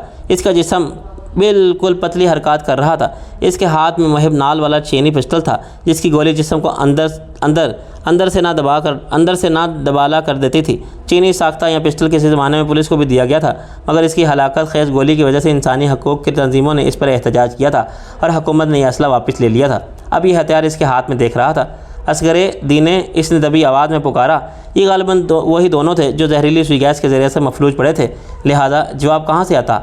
जवाब ना मिलने पर वो और भी ज़्यादा मोहतात हो गया था। इसने चारों तरफ देखा और एक लम्हे को इसकी नज़र इसी दरख्त पर आकर रुकी थी जिसके अक़ब में मैं मौजूद था। मुझे यूँ लगा जैसे इसने मुझे देख लिया हो, लेकिन फिर घूमकर जनूबी सिमत चला गया। इसके जाते मैं दरख्त के अक़ब से निकलकर दीवार के साथ होता इस तरफ बड़ा था जहाँ से वो बरामद हुआ था। पास आकर मुझे दीवार के नीचे वो सुराख नज़र आया जो ज़मीन में था। एक तरफ सुर्ख मिट्टी की पक्की ईंटें पड़ी थीं। दरअसल ये सुराख ज़मीन की एक पूरी पर सरक जाने से बना था, जिसके ऊपर ईंटें पड़ी थीं और गालिबन कैमोफ्लेज की वजह से ऐसा किया गया था। ये हिस्सा सरक कर इस सुराख को गायब कर देता था। मैंने पहले चारों तरफ देखा और फिर नीचे झांका। अंदर हल्की सी रोशनी थी, मगर इतनी मामूली कि इसका एक हिस्सा भी बाहर नहीं आ रहा था। मैंने पाँव नीचे लटकाए और कूद गया। ज़मीन बामुश्किल 5 फुट नीचे थी। सामने एक कुशादा रास्ता जा रहा था, जिस पर कोई 10 फुट के बाद एक सुरख बल्ब जल रहा था। इसकी मदम सी रोशनी सिरिंग में बिखरी हुई थी। सिरिंग आगे जाकर एक दरवाजे पर ख़त्म हो रही थी। मैं इस तरफ बढ़ा, यहाँ पर सिरिंग पुख्ता थी। मैंने सरगोशी की। मैंने अंदर जाने का खुफिया रास्ता तलाश कर लिया है। शुमारी दीवार के सिरे पर पक्की हुई ईंटों के तले हैं। मैं देख रहा था, मोहतात रहो, इसने दोनों बेहोश अफराद को देख लिया है और वापस आ रहा है। मैंने तेज़ी से दरवाज़ा खोला। अंदर वसी और गरीब अरादारी थी। इसके दाएं बाएं कमरे और रास्ते थे। मैंने अंदर घुसकर पहला दरवाज़ा खोलने की कोशिश की, मगर वो लॉक था। दूसरा दरवाज़ा भी लॉक था, अलबत्ता इसके बाद वाला खुला था। बाहर निकलने वाला किसी वक्त भी आ सकता था। मैं बिला तकल्लुफ़ इसी में घुस गया। अंदर मौजूद अफराद को मेरी गहरी नींद सुलाने के लिए तैयार था, लेकिन अंदर मौजूद शख्स वैसे ही गहरी नींद में था। ये भी शायद इस जगह के मोहतात मुआवज़ों में था। मैंने दरवाज़ा अंदर से बंद किया। इसकी राइफल बिस्तर के साथ ही रखी थी। मैंने इसे उठाकर एक तरफ रख दिया। पहले मैंने सोचा कि इसे भी सुई वाले पिस्टल से बेहोश कर दूं, मगर ये सोच कर रुक गया कि न जाने इस पिस्टल में कितनी सुइयाँ थीं। अगर ये ख़त्म होगी तो पिस्टल बेकार हो जाता, जबकि अभी तक ये बड़े काम का साबित हुआ है। इसी लम्हे बाहर किसी ने चिल्लाने की आवाज़ आई, कोई अंदर घुस आया है, तुम सब पड़े सो रहे हो मुर्दों की तरह, उठो हरामियों। ये वही था जो बाहर निकला था। इसने अंदाज़ा लगा लिया था कि मैं अंदर आ गया हूँ और अब मुझे ख़तरा महसूस हो रहा था। ये भी इस जगह के निगरानों में से था और इसे भी उठाया जाता इसी कमरे। मेरे छुपने की कोई जगह नहीं थी सिवाय एक बाथरूम के। मैंने अंदर से दरवाज़ा खोला और खामोशी से बाथरूम में चला गया। जाने से पहले मैंने इसकी राइफल वहीं रख दी थी। जैसे ही मैं बाथरूम में दाखिल हुआ, किसी ने शिद्दत से कमरे का दरवाज़ा बचाया। बाहर आ, हर वक्त पड़ा रहता है। कमरे में सोने वाला हड़बड़ा कर उठा। इसने अंदर आने वाले से पूछा, क्या हुआ सरकार। इसने काबिल इरशाद बात की। वो तेज़ी से वो अंदर घुस गया इसे तलाश कर। वो इसे साथ ले गया। इसे बाथरूम में देखने का ख्याल ही नहीं आया था, लेकिन ये बात तय थी कि मैं ज़्यादा देर इस जगह छुपा नहीं रह सकता था। जल्द या बदीर वो इसी तरफ का रुख भी कर सकते थे। मैं बाथरूम से बाहर निकला। बाहर गैलरी में हलचल मची हुई थी। अरे यार, तुझे वहम हुआ है, कोई नहीं आया अंदर, किसी ने लहराती आवाज़ में कहा। बाहर जो 2 मरे पड़े हैं, इन्हें तेरे बाप ने बेहोश किया है। नूरे की आवाज़ आई, तलाश करो इसे, वो अंदर ही है। अगर वो ना पकड़ा गया तो मलक हमें कुत्तों के आगे डलवा देगा। तलाश करो इसे, एक एक जगह देखो। लहराती आवाज़ वाले को भी मामले की संगीनी का एहसास हुआ। ये खुफिया अड्डा था जहाँ हर एक का दाखिला मुमकिन नहीं था। रब नवाज ने जगह को बेहद खुफिया रखा था। यहीं पर इसने हाशिम रज़ा को रखा था और चंदा भी इसी जगह पर थी। अगर इस जगह निगरानों की गलती या कोताही से कोई शख्स अंदर आता तो रब नवाज सचमुच इसे कुत्तों के आगे डलवा देता। तलाश का आगाज़ होते ही मैं मोहतात हो गया था। मैंने अपने हथियार तैयार कर लिए थे। बेहोश करने वाला पिस्टल मेरे हाथ में था और बाएं हाथ में पिस्तौल था। मेरे शाने पर खुदकार राइफ़ल भी बिल्कुल तैयार थी। हस्ब तवक्का वही शख्स इस कमरे में आया जो यहाँ सो रहा था। मैंने दरवाजे के अकब से इसके जिस्म में जहरीली सुई उतार दी। अगले ही लम्हे वो लहरा कर नीचे गिरने लगा। मैंने इसे संभाला और लाकर बिस्तर पर लिटा दिया। जैसे ही गैलरी में ज़रा खामोशी हुई, मैंने बाहर झांका और वहाँ किसी को ना पाकर बाहर निकला और सामने वाले दरवाज़ों पर तवा आजमाई की। वो भी बंद थे। मैंने बाईं तरफ वाली राहदारी में आया। अचानक सामने से किसी के बात करने की आवाज़ आई। मैं फुर्ती से दाएं तरफ एक खुले दरवाजे में दाखिल हो गया। अंदर कोई नहीं था। शायद इस जगह मौजूद शख्स भी तलाश की मुहिम में शामिल हो गया था। मैं इसी तरह छिपता रहता तो जल्द या बदीर पकड़ा ही जाता। मेरा बाहर निकलना और चंदा को तलाश करना ज़रूरी था, मगर मैं बाहर निकलता फ़ौरन ही नज़र में आ जाता। माँ मेरी नज़र बल्ब पर पड़ी। इस जगह रोशनी थी, यानी कहीं से बिजली आ रही थी। इम्कान था कि अंदर ही कहीं जनरेटर लगा था। मैंने कमरा अंदर से बंद करके स्विच ऑफ किया। मेरे पास उंगली के बराबर टार्च थी। इसे जलाकर मैंने दांतों में पकड़ा और खुशकिस्मती से अपने पास मौजूद 50 पैसे के सिक्का बल्ब होल्डर में रख कर इस पर बल्ब लगा दिया। फिर जैसे ही मैंने स्विच ऑन किया, धमाके से फ्यूज़ उड़ गया। मैंने बाहर झांका। गैलरी तारीक थी। मैं बाहर निकल आया। तारीकी होते ही शोर की आवाज़ आने लगी थी। अरे ये बिजली को क्या हुआ। जनरेटर देख जाकर कोई चिल्लाया, टार्चें लाओ। किसी तीसरे ने फरियाद की। मैं राहदारी में आगे बढ़ता रहा। टार्च जलाकर रखी थी, लेकिन जैसे ही कोई आने लगता मैं टार्च बुझा देता। एक मेरे पास से लालटेन लेकर गुजरा। शुक्र है इसने मेरी तरफ तवज्जो नहीं दी, वरना मुझे इसकी तरफ तवज्जो देनी पड़ती। आगे जाकर गैलरी दाएं तरफ घूम गई। मैं हैरान था कि यह खुफिया तहखाना कितना बड़ा था। मज़ीद आगे जाकर ये गैलरी सीढ़ियों पर ख़त्म हुई जो मज़ीद आगे जा रही थी। यहाँ पर सकूत था। शोर शराबे को मैं पीछे ही छोड़ आया था। यहाँ पर भी तारीकी थी, लेकिन सीढ़ियों से नीचे कहीं रोशनी का एहसास हो रहा था। मेरी छठी इस कहने लगी कि इस जगह पर हाशिम रज़ा अपने तजर्बात कर रहा है। मुझे नकली हाशिम रज़ा के अल्फाज याद आ गए। इसने निचले तहखाने का जिक्र किया था, यानी तहखाने के नीचे भी कोई तहखाना था। ये वही जगह थी। मैंने एहतियात से सीढ़ियों पर कदम रखा। टार्च जला रखी थी। अंगूठे तले बटन को दबाने से ही जलती थी और दबाव ख़त्म होते ही ऑफ हो जाती थी। मैं पूरी तरह तैयार था। नीचे रब नवाज से भी सामना हो सकता था और हाशिम रज़ा से भी। सीढ़ियाँ कोई 15 फुट की गहराई में जाकर ख़त्म हुई थी, यानी यह खासा वसी तहखाना था। रोशनी एक मोमबत्ती से फैल रही थी जो दीवार के साथ ही ताक में रखी गई। ये गोदाम नुमा कोई जगह थी जहाँ गत्ते के बेशुमार पैक कार्टन पड़े हुए थे। इनके दरमियान से रास्ता था। मैं दबे कदमों गुजरने लगा। अचानक इस तरफ से किसी के बोलने की आवाज़ आई। मैं सुन हो गया। इस आवाज़ को मैं हज़ारों में पहचान सकता था। ये रब नवाज की मनहूस आवाज़ थी। प्रोफेसर, मैं देखता हूँ सारे हरामजादे हैं मरे पड़े हैं। मलक साहब जल्दी कुछ करें। हाशिम रज़ा की झलाई हुई आवाज़ आई। मेरी सारी मेहनत बर्बाद हो जाएगी अगर मशीन को बिजली ना मिली। रब नवाज तेज़ कदमों से इस तरफ आ रहा था। मैं कार्टनों के दरमियान एक खाली जगह में दबक गया। रब नवाज उतरल में देखे बगैर मेरे पास से गुजर गया। इतने करीब से कि मैं चाहता तो हाथ मारकर इसकी मुजरिब गर्दन तोड़ सकता था। इसके जाने के बाद मैं दोबारा आगे की तरफ बढ़ा जिस तरफ से हाशिम रज़ा की आवाज़ आई थी। यहाँ पर कार्टन ख़त्म हो रहे थे। वहाँ एक लैब थी। मेज़ों पर साइंसी तजर्बात के लिए मखसूस सामान, शीशे के बार्स, केमिकल्स और न जाने क्या क्या पड़ रहा था। मेज़ों पर मोमबत्तियाँ जल रही थी और प्रोफेसर एक जगह किसी मशीन पर झुका कुछ देख रहा था। इसने बुलंद आवाज़ में कहा, मेरे खुदा, सब बर्बाद हो जाएगा। अगर अल्लाह ने चाहा तो सब बर्बाद ही होगा। मैंने इसके अकब से कहा तो वो उछल पड़ा। इससे पहले वो मैंने इसकी गर्दन पर बाजू जमा लिया था। आवाज़ मत निकालना वरना मर जाओगे। मेरी गिरफ्त इतनी सख्त थी कि इसने वह मुश्किल सर हिलाकर बताया, वो बोलेगा नहीं। मैंने गिरफ्त ज़रा कम की। चंदा कहाँ है? मुझे नहीं मालूम। इसने फंसी हुई आवाज़ में कहा। वो यहाँ नहीं है। फिर कहाँ है? मैंने इसकी गर्दन को झटका दिया। बताओ वरना मार डालूंगा। मार डालो? इसने जिस्म यकदम ढीला छोड़ दिया। क्या इससे तुम्हें चंदा वापस मिल जाएगी? मेरी गिरफ्त जैसे खुद ब खुद ढीली हो गई थी। वो मेरे बाजू से निकलकर सामने खड़ा हो गया। शाह आलम, तुम दीवार से टकरा रहे हो, बकवास मत करो। मैंने गरा कर कहा, मुझे बताओ कि चंदा कहाँ है? इस रब नवाज ने कहीं और रखा है। इसने कहा। फिर चूक कर मेरे अकब में देखा। लो, रब नवाज आ गया, इससे मालूम कर लो। मैंने तंजिया लहजे में बोला, इतनी घटिया कोशिश मत करो। मगर जब मेरी खोपड़ी से कोई शख्स शय टकराई तो मुझे अपनी हमाकत का एहसास हुआ।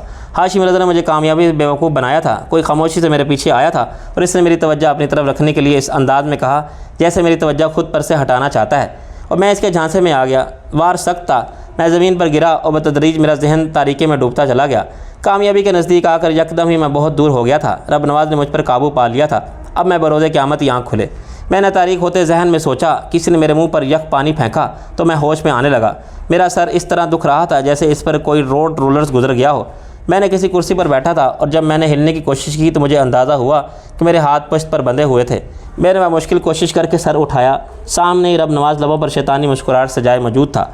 होश आ गया शाह जी? इसने जहरीले लहजे में कहा। कहाँ? मैं तो सोच रहा था कि अब जन्नत में आँख खुलेगी, हूरें होंगी। मैंने कर्राह कर कहा, मगर यहाँ तो मैं जहन्नम में तुम्हारे साथ हूँ। अभी कहाँ से जहन्नम में चले गए? अभी तुम्हें भेजा जाएगा। और हूर की बात है तो इसका बंदोबस्त भी कर देते हैं। ज़रा लाना तो इसकी महबूबा को। मेरा दिल ज़ोर से धड़का। चंदा? वो चंदा की बात कर रहा था। कितने दिन बाद इसे देखने का मौका मिल रहा था।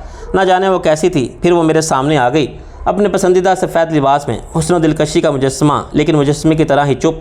इसके चेहरे पर खामोश तासुरात थे और आंखों में अनोखी धुंध लाई हुई चमक। वो मेरे सामने आकर भी खामोश और सपाट चेहरा लिए खड़ी थी। अचानक मुझे एहसास हुआ कि वो किसी दवा के ज़ेर असर थी। होश में नज़र आने के बावजूद बेहोश थी। रब नवाज फिर जहरीले अंदाज में हंसा। पहचाना ही ऐसे भूल गए? चंदा को और तुम्हें मैं मरते दम तक नहीं भूल सकता। ये मेरी मोहब्बत है और तुम मेरी नफ़रत हो। इसने ताली बजाई। डायलॉग अच्छे बोलने लगे हो हीरो साहब। डायलॉग अच्छे बोलने लगे हो हीरो साहब, और अभी और भी बोलोगे? यकलख्त इसका लहजा शफाफ हो गया। शाह आलम, तुम्हारी वजह से मुझे बहुत सारे नुकसानात उठाने पड़े हैं। मेरा बेटा तुम्हारी वजह से मारा गया। तुम्हारी मदद से मेरी बीवी घर से भाग गई। मेरी बहू और पोते को तुमने अगवा किया और अब वो ना जाने कहाँ हैं। तुम्हें भी बहुत कुछ बर्दाश्त करना पड़े। इसके लहजे से मुझे ख़तरे का एहसास होने लगा। मेरी सबसे बड़ी कमज़ोरी चंदा इसके पास थी और मुझे अजियत पहुंचाने के लिए वो इसके साथ कुछ भी कर सकता था। बेहोशी के दौरान मैं मेरे जिस्म से हर शय उतार ली गई थी, मगर मैंने हाथ को हरकत दी तो ये जानकर मुझे खुशी के साथ हैरत भी हुई थी कि आस्तीन तले बंदा नन्ना सा पिस्तौल मौजूद था। दूसरे मेरे सर की टोपी तले हेड समेत भी बदस्तूर मौजूद था। तलाशी लेने वालों ने इन दो चीज़ों की तरफ ध्यान ही नहीं दिया था। मैं सोच रहा था कि अकबर हमारी बातें सुन रहा होगा। इसे मालूम हो गया होगा कि मैं अंदर फंस गया हूँ। वो क्या कर रहा था, बल्कि सवाल ये था कि वो अकेला मेरी मदद क्या कर सकता था। मैंने रस्सी ढीली करने की कोशिश की, मगर बांधने वाले ने बहुत सख्ती से बांधी थी। बहरहाल मैंने कलाइयों को हरकत देना शुरू कर दी। रब नवाज, इस लड़ाई का फ़ायदा? मैंने पुरसुकून लहजे में कहा। हालांकि मैं तुम्हारे काबू में हूँ, मेरे साथ तुम कुछ भी कर सकते हो। इसी तरह चंदा भी तुम्हारे पास है, इसको भी तुम अपनी पसंद की तकलीफ दे सकते हो, मगर इसका तो तुम क्या अंदाज़ा लगा सकते हो, इसका तुमको फ़ायदा भी नहीं, ज़्यादा से ज़्यादा जहनी तस्कीन, जबकि तुम सचमुच भी बहुत कुछ हासिल कर सकते हो। तुम शायद इन सबूतों की बात कर रहे हो। रब नवाज़ के लहजे में हकारत थी, लेकिन मुझे इनकी कोई ज़रूरत नहीं है। आज रात मैं अपनी ज़िंदगी की सबसे बड़ी कामयाबी हासिल कर लूँगा, इसके बाद मैं यहाँ रहूँगा ही नहीं। मेरे बैंक अकाउंट में बहुत दौलत जमा हो जाएगी, मैं यूरोप चला जाऊँगा अपने सारे ख़ानदान समेत। मैंने तंज किया, सारी रिश्तेदारियाँ छोड़कर। मुझे इन लोगों की फ़िक्र नहीं है, बस अपनी फ़िक्र है। वो डटाई से बोला, वैसे भी इनके खिलाफ़ कोई सबूत नहीं है, वो यहाँ रह सकते हैं। बाद में हालात साजगार हुए तो मैं भी वापस आ सकता हूँ, लेकिन तुम, इसने मेरी तरफ उंगली उठाई, आज रात को तुम्हारी कहानी हमेशा के लिए ख़त्म हो जाएगी।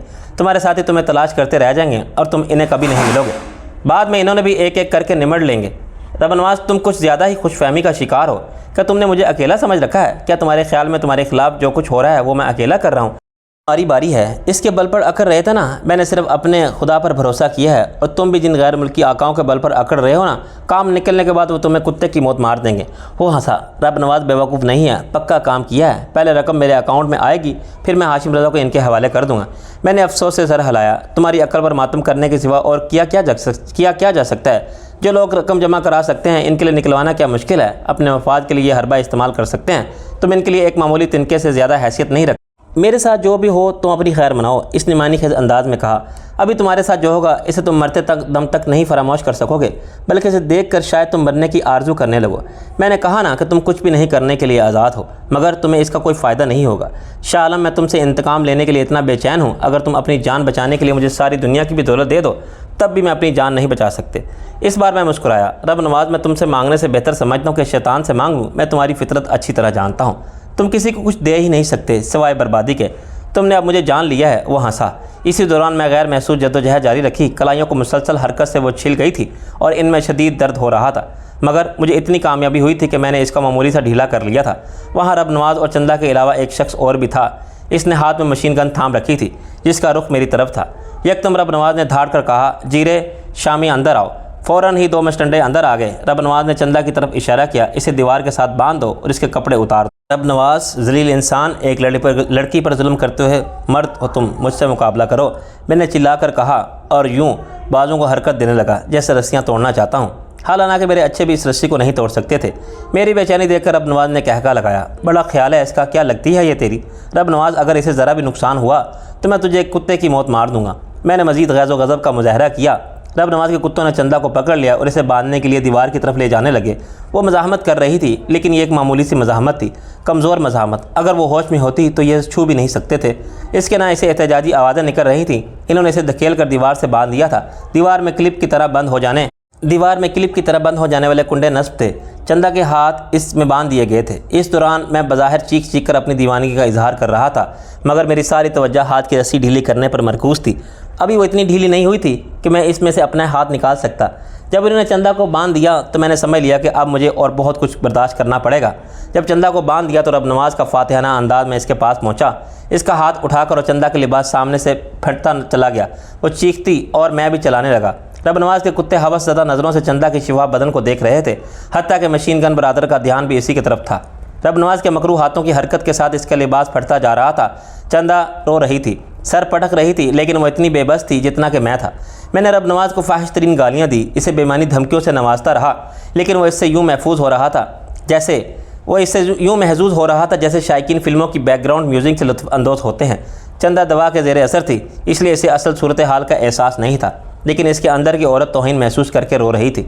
इसे बेलिबास होता देखकर मैंने आंखें बंद कर ली थी, मगर आंख बंद करके भी तसव्वुर वो सब दिखा रहा था जो चंदा के साथ हो रहा था। इसकी सिस्कियों के दरमियान रब नवाज़ की जहरीली फनकार गूंजी, शाह आलम ज़रा देखो कितना शिफाफ जिस्म है, लेकिन इसे पामाल करके मैं अपने कुत्तों के आगे डालूंगा। तुम तो इसकी बची लाश पहचान भी नहीं सकोगे।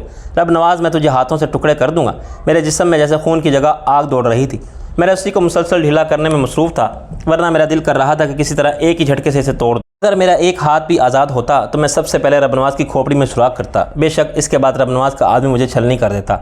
अचानक चंदा की चीख ने मुझे आंखें खोलने पर मजबूर कर दिया। इसके शाने पर गहरी खराश से खून चमक रहा था। रब नवाज़ हैवानियत दिखा रहा था। मैं बेबसी से धर झुकाए आंखें बंद किए रस्सी ढीली करने की जद्दोजहद में मसरूफ़ था। अब मैं दोनों कलाइयों की बजाय एक ही कलाई को आज़ाद करने की कोशिश कर रहा था। एक आज़ाद हो जाती तो दूसरी खुद ब खुद निकल जाती। रब नवाज चंदा के जिस्म पर अपने हैवानी हाथों से खराशे डाल रहा था। अपना असल शैतानी खेल शुरू करने से पहले वो इस तरह अपने हैवानी जज्बात की तस्कीन कर रहा था। अचानक ये महसूस करके मेरा दिल ज़ोर से धड़का कि मेरी कलाई आज़ाद होने के करीब थी। मैं कोशिश कर रहा था कि मेरे बाजुओं से हरकत नुमाया ना हो, क्योंकि ये जज्बात अंगेज़ मंजर के बावजूद मशीन गन बरदार मेरी तरफ से काफिल नहीं था। वक्फे वक्फे से वो मेरी तरफ नज़र डाल रहा था। अगर इसे ज़रा सा भी शुबा हो जाता तो मेरी सारी कोशिश रायगा जाती। मुसलसल कलाई को बल देने से खून रस रहा था और कलाइयों में शदीद दर्द होने लगा था। आखिरी रस्सी इतनी ढीली हुई कि मैंने अपना हाथ निकाल लिया। मैंने हाथ को झटका दिया तो नन्हा सा पिस्टल निकल कर मेरी हथेली में आ गया। मैंने दूसरे हाथ में मौजूद रस्सी को हाथ में ही लपेट लिया था। अब मैं मुंतज़िर था कब मशीन गन बरदार रब नवाज की तरफ मुतवज्जा हो, जो चंदा की तरफ मुतवज्जा था। मशीन गन बरदार की तवज्जो हटाने के लिए मैंने इल्तिजाइया अंदाज में रब नवाज से कहा, चंदा के साथ ऐसा मत करो। जैसे मशीन गन बरदार ने रब नवाज की तरफ देखा, मेरा हाथ सामने आया। मैंने लगातार कई गोलियां इस पर चला दी थी और उठकर रब नवाज की तरफ झपटा। इसी लम्हे एहसाब शिकन धमाका हुआ था और रब नवाज की तरफ लपकते मेरे कदम लड़खड़ा गए थे। मैं गिरा और मेरे हाथ से पिस्टल छूट कर रब नवाज के कदमों में जा गिरा था। धमाके की शिद्दत ने सबको हिलाकर रख दिया था। मशीन गन बरदार तो 4 गोलियां खा लेकर हकीकी से जा मिला था, लेकिन अभी रब नवाज के 2 कुत्ते बाकी थे जो इसके इशारे पर मुझ पर छिपड़ने को बेताब थे। धमाका शायद तहखाने के साथ ही हुआ था। मुझे याद था पहला बम मैंने हवेली की दीवार में बने एक सुराख में डाल दिया था। ये सुराख शायद इस जगह हुआ था कि आमदो रफ्त के इस्तेमाल के लिए होता था। बम ने अंदरूनी दीवारों को नुकसान पहुंचाया था और ऊपर से मलबा और गर्दो गुबार भी गिरा था। मेरी बदकिस्मती के पिस्टल मेरे हाथ से छूटकर रब नवाज के कदमों में जा गिरा था। इसके असाब ने धमाके के सदमे को आसानी से झील लिया था। जब तक मैं उठता इसने पिस्टल उठा लिया था। बस शाह आलम, इसने फटी हुई आवाज़ में कहा, रुक जाओ वरना गोली मार दूंगा। मैं एक बार फिर बेबस होकर रह गया था। सूरत हाल पर काबू पाकर मैंने एक बार फिर शिकस्त खा ली थी, मगर रब नवाज के एक चमचे ने मेरी मदद की। वो खाम खा कराता हुआ मेरी तरफ लपका, तेरी तो इससे पहले कि वो मेरे करीब आता मैंने ज़मीन पर गिरते हुए इसके पैरों में पैर फंसा कर इसे गिराया और इसे इसकी तरफ उछाल दिया था जो मशीन गन उठाकर सीधा हो रहा था। वो इससे टकराया तो गन का लीवर खुद ब खुद खिंच गया और मेरी तरफ आने वाला मारा गया। इसके साथी के वहम गुमान पे भी नहीं था कि वो अपने ही साथी की गोली को मार देगा। रब नवाज ने धार कर इसकी और अपनी बल्दियत को गलत मलत कहते हुए कहा, जब इसकी माँ को चलाना नहीं आता तो इस उठाया क्यों है। इसने तैश के आलम में मेरी तरफ देखा। शाह आलम, अब तो मरने को तैयार हो जा। इसने पिस्टल मेरी तरफ किया तो मेरी आंखों के सामने मौत ही आ गई थी। इतनी सी जगह में और इतने करीब से निशाना खता होने का सवाल ही पैदा नहीं होता था। रब नवाज के अंदर से लग रहा था वो मुझे मार देने का फैसला कर चुका है। अभी मेरी मौत नहीं आई थी। इस बार मदद चंदा की तरफ से आई। मुझे नहीं मालूम कि वो कब दवा के असर से निकल आई। इसने अकब से रब नवाज के पिस्टल वाले हाथ पर लात मारी। ये कमज़ोर सी लात थी, लेकिन इसने मेरी तरफ आने वाली गोली का रुख बदल दिया। रब नवाज का हाथ ऊपर उठ गया। मैंने जुस्त लगाई और रब नवाज पर जा गिरा। ओए, मैं गोली मार दूंगा, मशीन गन बरदार ने बोला और बुखलाए हुए अंदाज में कहा, लेकिन इतने नज़दीक से वो मुझे गोली मार ही नहीं सकता था। मेरे साथ रब नवाज के जाबाक हो जाने का पूरा इम्कान था। मेरे लिए रब नवाज से पिस्टल छीन लेना मुश्किल नहीं था, लेकिन गिरते हुए पिस्टल वाला हाथ इसके जिस्म के नीचे दब गया था और मैं भी इस काबिल नहीं था कि इसके हाथ को निकलते ही काबू कर लेता और मुझे फ़ौरन गोली मार देता। इसलिए मेरी कोशिश थी कि इसका हाथ जिस्म तले ही दबा रहे। रब नवाज ने मुझसे ज़ोर आजमाई करते हुए अपने गिरगे और एक बार फिर नाजेबा अल्फाज में याद करते हुए इसे हरकत में आने का हुक्म दिया। वो हमारी तरफ आया तो मैंने करवट बदलते हुए रब नवाज को ऊपर कर लिया। इसके साथ ही इसका पिस्टल वाला हाथ आज़ाद हो गया था। अब मैं इस काबिल था कि इससे पिस्टल छीन सकूं। मैंने इसके हाथ पर हाथ डाला तो पिस्टल का रुख इसकी तरफ हो गया। इसने ज़ोर लगाकर मेरी तरफ करने की कोशिश की और इस कशमकश में गोली चली तो हमेशा की तरह हाथियों की लड़ाई में मेंढक मारा गया। गिरगे ने मशीन गन एक तरफ फेंकी और ज़मीन पर गिरकर एड़ियाँ रगड़ने लगा। गोली इसके सीने में उतर गई थी। तुमने एक और कत्ल कर दिया रब नवाज। मैंने पिस्तौल छीनते हुए और इसे दूर फेंक दिया। मैं ज़मीन से खड़ा हुआ तो चंदा की हालत देखकर मेरा खून खोलने लगा। इसका ऊपरी लिबास तार तार हो गया था और जिस्म पर जा बजा रब नवाज के हैवानी हाथों से बने खराशों के निशानात नुमायाँ थे। पिस्टल अभी तक भी एक गोली बाकी थी जो मैंने रब नवाज के जिस्म में उतार देने का फ़ैसला किया। मैंने इसकी तरफ पिस्तौल उठाया तो इसके चेहरे का रंग उड़ गया। इसने घुघिया कर कहा, मुझे मत मारो शाह आलम। काश कि मेरे पास वक्त होता तो मैं तुम्हें यूँ ना मारता बल्कि किस्तों में कत्ल करता।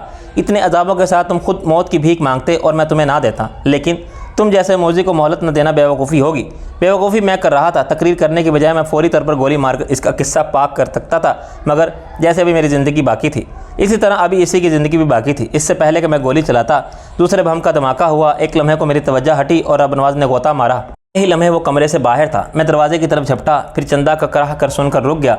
वापस आकर मैंने इसे हाथ के आज़ाद किए और इसे अपनी जैकेट उतार कर पहना दी। इसकी कमीज़ सतरपोशी के तकाज़े पूरे करने से कासिर थी।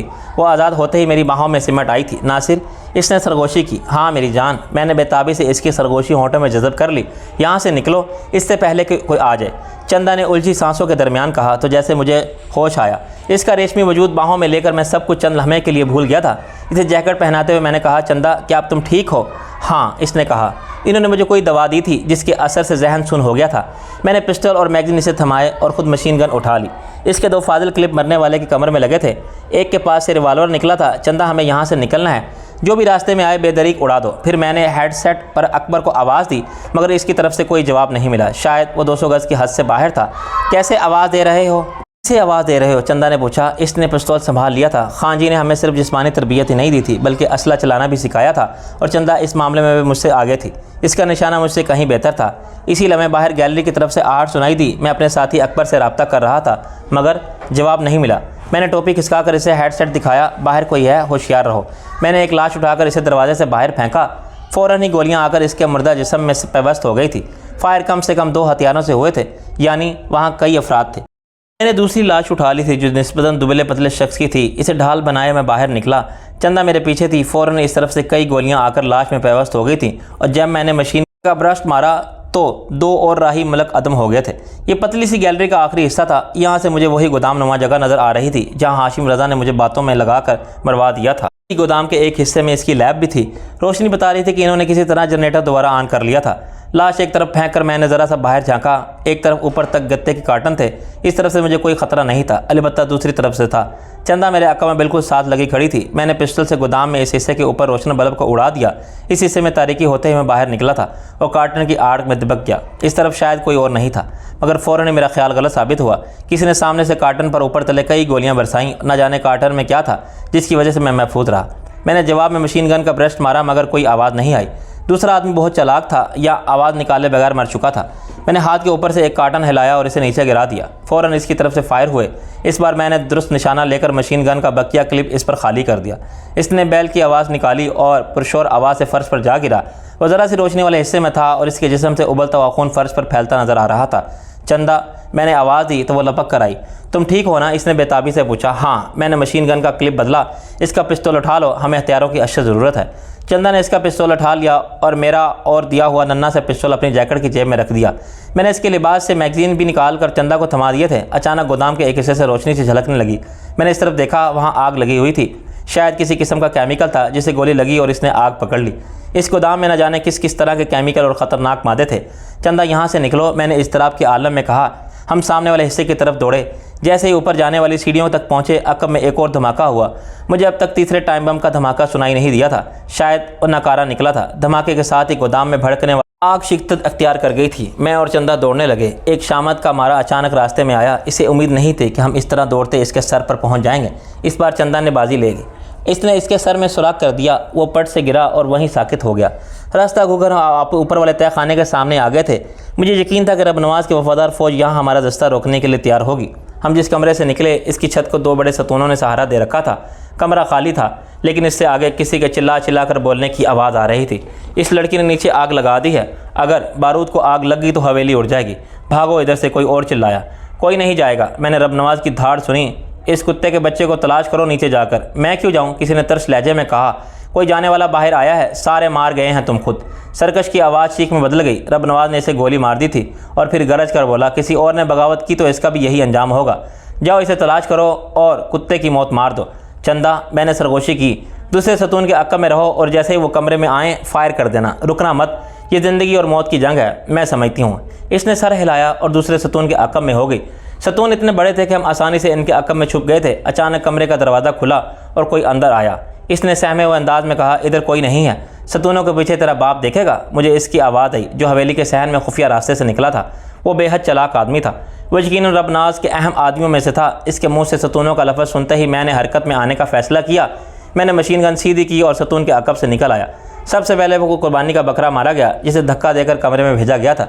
मैंने दरवाजे पर मुसलसल फायर की। दरवाज़ा छलनी हो गया था। इसके अकब में मौजूद लोग मारे गए थे। एक जुनून के आलम में मैंने मशीन गन का पूरा क्लिप ख़त्म कर दिया था। फिर चंदा ने मेरी जान बचाई। जैसे ही वो शख्स दरवाजे पर नमूदार हुआ, चंदा ने इस पर फायरिंग कर दी और मुझे मारने की हसरत दिल में लिए दुनिया से सुधार गया। तुम बहुत बेपरवाह हो गए हो, चंदा ने डांट कर कहा। मैं दोबारा सतून की आड़ में आ गया था। मैंने मशीन गन में आखिरी क्लिप लगाया। इस दौरान मैं दरवाजे की तरफ से फायरिंग हो रही थी। वो लोग इतने खौफजदा हो गए थे कि दरवाजे के नज़दीक आए बगैर फायरिंग कर रहे थे। पस मंज़र में रब नवाज़ के मुँह से मुगल्लज़ात का तूफ़ान जारी था। रब नवाज़, तेरा मनसूबा तो नाकाम हो गया। मैंने हाशिम रज़ा की लैब तबाह कर दी है, मैंने चिल्ला कर कहा। मेरे अल्फाज की तस्दीक नीचे से आने वाले ज़ोरदार धमाकों ने की। इसके बाद मलबा गिरने की आवाज़ आने लगी थी, जिनसे जाहिर था कि धमाकों से हवेली का वो हिस्सा मुनहमद हो रहा था जिनके नीचे लैब थी। रब नवाज़ की आवाज़ भी धमाकों में दब गई थी। इसके साथियों ने फायरिंग रोक दी थी। जब शोर ज़रा कम हुआ तो रब नवाज़ ने नए सिरे से मुझे गालियों से नवाजते हुए कहा, शाह आलम, इस जगह तेरी कब्र बनेगी, तुझे यहाँ से निकलना नसीब नहीं होगा। मैं तुझे इसी जगह बंद करके जा रहा हूँ। रब नवाज़, तुम्हें बाहर जाना नसीब होगा तो मुझे बंद करोगे ना? बाहर भी मेरे साथी हैं। ये धमाके किसने किए थे? मैंने इसे आगाह किया। मलक साहब, यहाँ से निकलने मैंने रब नवाज़ के दस्ते राज की तकलीफ ज़दा आवाज़ सुनी। शायद इसे भी गोली लगी थी। बारूद फट गया तो पूरी हवेली बैठ जाएगी। इसी इसना में नीचे से आने वाले धमाकों की आवाज़ें बढ़ने लगी थी। ऐसा लग रहा था कि गोला बारूद के इस ज़ख़ीरे को आग लग गई थी जिसका वह जिक्र कर रहे थे। मैंने चंदा की तरफ देखा और यह भी मुमकिन था कि रब नवाज़ ब्लफ कर रहा हो या इसका कोई पालतू तोप लिए वहाँ मौजूद हो, और मैं जैसे ही दरवाजे पर नमदार हूँ धाएँ करके वो मुझे नापैद कर दे। दूसरी तरफ तहखाने के धमाकों से भी ख़तरा था। शोले सीढ़ी तक आ गए थे और इस बात का पूरा इम्कान कि रब नवाज़ की पेशगोई के मुताबिक यह तहखाना हमारा मकबरा साबित हो। चंदा, मैंने सरगोशी से कहा, मुझे ख़तरा मोल लेना होगा। नहीं, वो इस तरफ से बोली, इस तरफ वो लोग हैं, दूसरी सूरत में हम यहाँ मारे जाएंगे। मैंने सीढ़ियों की तरफ से लपकते शोलों की तरफ इशारा किया। वो देखो, चंदा का चेहरा सफ़ेद हो रहा था। इसी लम्हे एक धमाके के बाद सब बुझ गए। शायद जनरेटर निशाना बन गया था। मैंने फ़र्श पर बैठकर रेंगना शुरू कर दिया, पहले दीवार तक और फिर दीवार के साथ साथ दरवाजे तक। अगर दूसरे कमरे में कोई मौजूद भी होगा तो मुझे नज़र नहीं आ रहा था। इसी तरह मैं भी इसे नज़र नहीं आ रहा था। अगर वो मेरी आहट सुन लेता तो ज़रूर गोली चलाता। मैंने दरवाज़ा पीछे आकर फ़र्श टटोला। इस शख्स की लाश कमरे के वस्त में पड़ी थी। इसकी तलाशी लेकर मैंने इसकी जेब से सिक्के निकाले और दूसरे कमरे की तरफ उछाल दिए। जैसे ही छनाके से सिक्के फ़र्श पर गिरे, किसी ने बेख्तियार इस तरफ फायरिंग की। मैंने कमरे के फ़र्श पर गिरते हुए इसी तरह मशीन गन का ब्रस्ट मारा और इसकी चीख सुनाई दी, मगर मरने से पहले इसने फायर किए थे। इससे तो मुझे एहसास नहीं हुआ था, लेकिन जब मैंने फ़र्श से उड़ने की कोशिश की तो दाएँ पहलू में दर्द की शिद्दत लहरा रही थी। इसे मुसल्लत करते करते मेरी कराह निकल गई थी। जैसे चंदा से शुक्र इसने चीख मारी। नासिर और अंधेरे में मुझसे और लिपटी इसके हाथ में बेताबी से मुझे टटोल रहे थे। तुम ठीक तो हो? फिर इसके हाथ में खून महसूस कर लिया और उसने चीख मारी। मैंने तसल्ली दी, मामूली ज़ख़म है, फ़िक्र ना करो। नहीं, देखो कितना खून है, इसने रोते हुए कहा। अंधेरे में मुझे कहाँ नज़र आ रहा है, बस खून कितना बह रहा है। मैंने ज़ख़म टटोला। गोली ने पेट और सीने के दरमियान में अपनी राह बना ली थी। ज़ख़म से खून बदस्तूर उबल रहा था। थोड़ी देर के लिए मुझसे अलग हुई। फिर मैंने कपड़ा फटने की आवाज़ सुनी। वो अपनी तार तार हो जाने वाली कमीज़ फाड़ कर इसे पट्टियाँ बना रही थी। इसने मेरी कमीज़ ऊपर की और फिर ज़ख़म पर बांधने लगी। इसने एक पैर सा बनाकर ज़ख़म पर रख दिया था। इब्तदाई दर्द की लहर के बाद मैं बेहतरी महसूस कर रहा। कमर पट्टी बांध कर इसने फिर से जैकेट पहनी। इसे एहसास भी नहीं हुआ था कि इसका नरम गदा जिस्म मुझसे टकरा रहा है। वो मेरे लिए खुद को भी भूल गई थी। जस्सी नीचे करके मैंने मशीन गन संभाली और चल फिर कर देखा। दर्द हो रहा है, लेकिन फिर ये फिलवक्त काबिल बर्दाश्त था। चंदा ने मशीन गन मांगी, लेकिन मैंने इसे अपने पास ही रखने का फ़ैसला किया। चंदा, तुम मुझे कवर देना। मशीन गन की वजह से मैं फौरी तौर पर फायर नहीं कर सकूँगा। मैं आगे रहूँगी, इसने कहा। तुम मुझे कवर दे।